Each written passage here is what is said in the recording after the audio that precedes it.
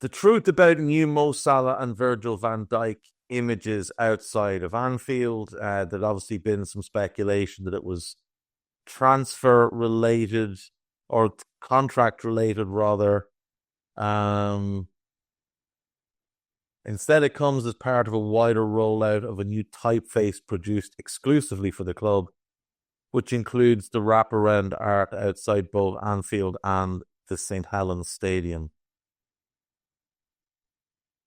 Well, Jack Lusby, don't you just love to rain on parades? Um, David Moyes says he feels a bit for Arne Slot after his red card. I mean, you're the fella that said the referee had a good game because, of course, you said the referee had a good game. There's bad news on the Joe Gomez injury front. It looks like he might be out for most of the rest of the season.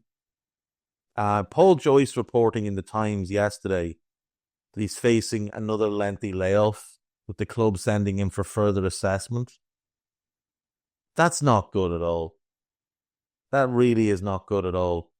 We're now very, very short at centre-back. Like, Endo is going to have to play there. We've got Kwanzaa, obviously, and I think people have been incredibly harsh on that young lad this season. It's not his fault that he didn't live up to the expectations that those people set for him. But it's been massively overblown how far off the pace and all the rest that he's been. He's had more good games than bad as far as I'm concerned. I'm not overly worried.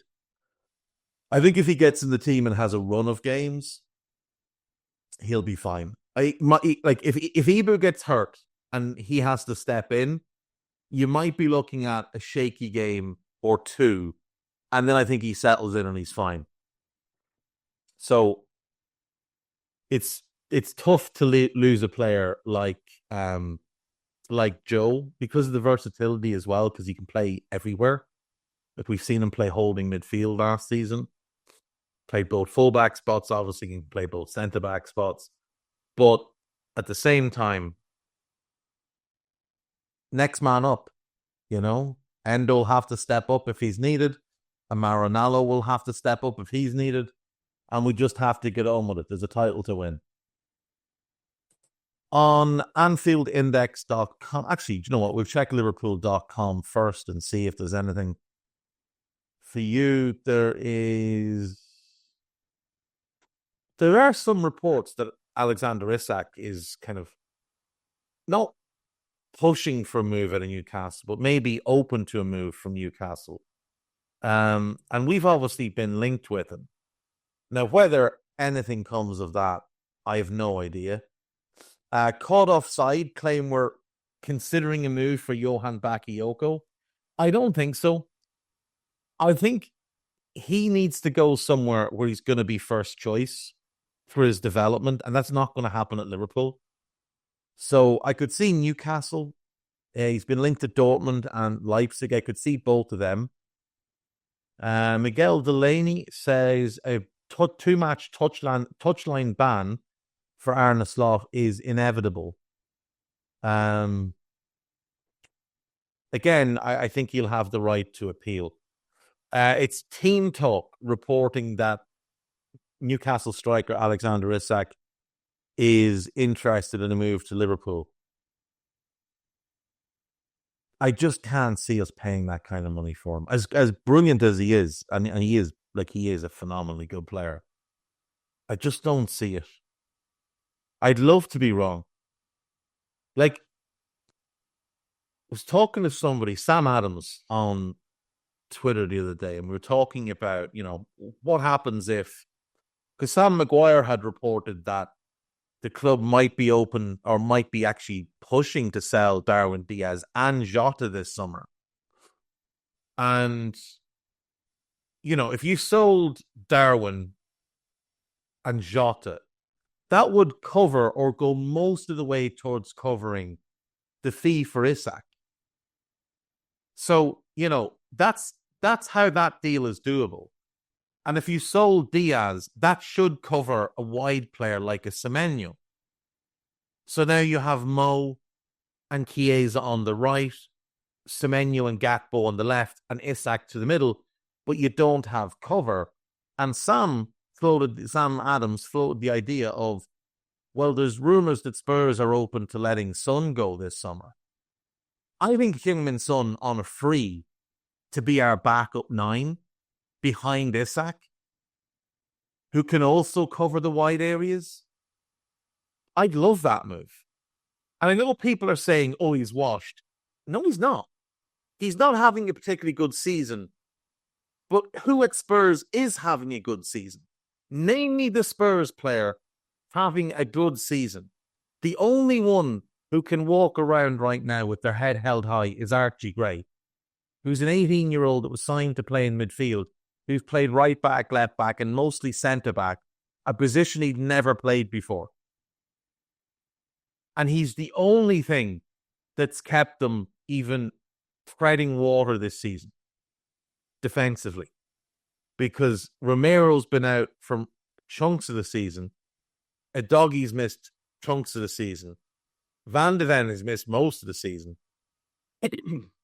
So, Archie Gray is the only one that can walk around with their head held high. The rest of them should be mortified. So the idea that Son is washed based on the fact that Spurs are having a shit season is nonsensical. Go and look at the production. He's still got 10 goals and 8 assists in all competitions. I think it's 5 and 6, 5 goals, 6 assists, just in the Premier League. And it's not like he's played every game.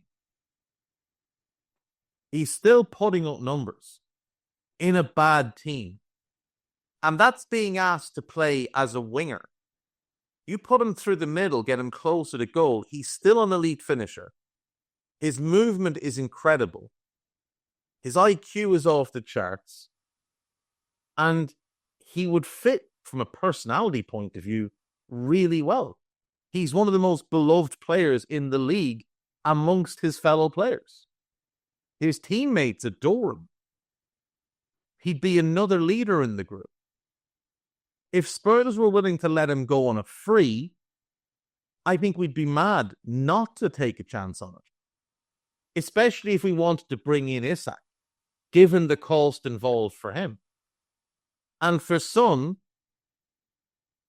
the selling point is, come and win some stuff. Come and get the medals that you deserve. You're one of the best forward players to ever play in the Premier League. And unfortunately, you've been let down by Tottenham time and time again. So come join us. You'll play plenty. We'll find minutes for you. And win some stuff. Does anybody think that Chiesa, Salah, Isak, Son, Semenyo, Gatbo isn't an enormous upgrade on what we've got this season, which, by the way, has already been the best attack in the league? And if Trent is going on a free, whoever we bring in to replace him will not be earning anywhere close to Trent's wages. So that will open up wages to sign someone like Son. Now, people were saying, oh, there's no way Spurs let him go on a free. He's only got 1 year left in his deal. He did not sign a new contract.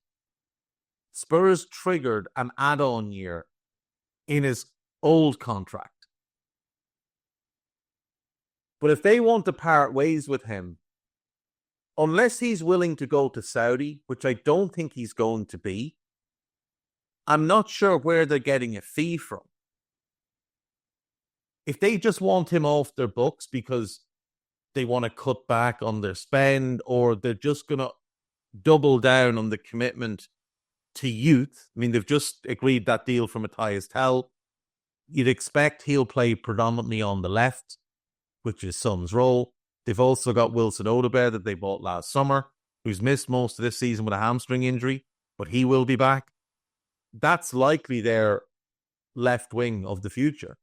And if they want to commit to that, one of the ways they're going to have to do to get that is to move Son on. And if they're willing to let him go for a free, or even, look, if it was 10 million, it's worth doing. It's absolutely worth doing. He had 2 or 3 good years out of Son, and look at the numbers he's been putting up in the last few years. Like, he still produces. He's always a positive impact player. Always. Even this season when, again, nobody at Spurs has been good, he still finds ways to have positive impacts on games. When we played them last week, he was the only threat they had, and he near broke the crossbar. And that was feeding off scraps, being asked to run 40, 50, 60 yards. We wouldn't be asking him to do that if he was playing through the middle. Alright, the Reds, it's Jack here, and that was a clip from one of Anfield Index's audio podcasts. If you have enjoyed the video, make sure you do like, share and subscribe to keep up to date on all things LFC. We record around 100 audio podcasts every month, with our shows featuring match-going fans, top journalists, professional analysts and even Liverpool legends along the way, with the Great Dane himself, Jan Molby, joining us every single week. If you want to listen to all our podcasts for free, head over to anfieldindex.com/podcasts. Our audio shows are available wherever you get your podcasts. Just search Anfield Index. Or if you prefer to listen to all our podcasts in full and without any ads, why not head over to AI Pro today to check it out now at anfieldindexpro.com. If you want to get involved in the great growing community of Liverpool fans, check out the Anfield Index Discord. The link is in the description. Do get involved with that from Reds around every corner of the globe. For now, Reds, hope you enjoyed this video.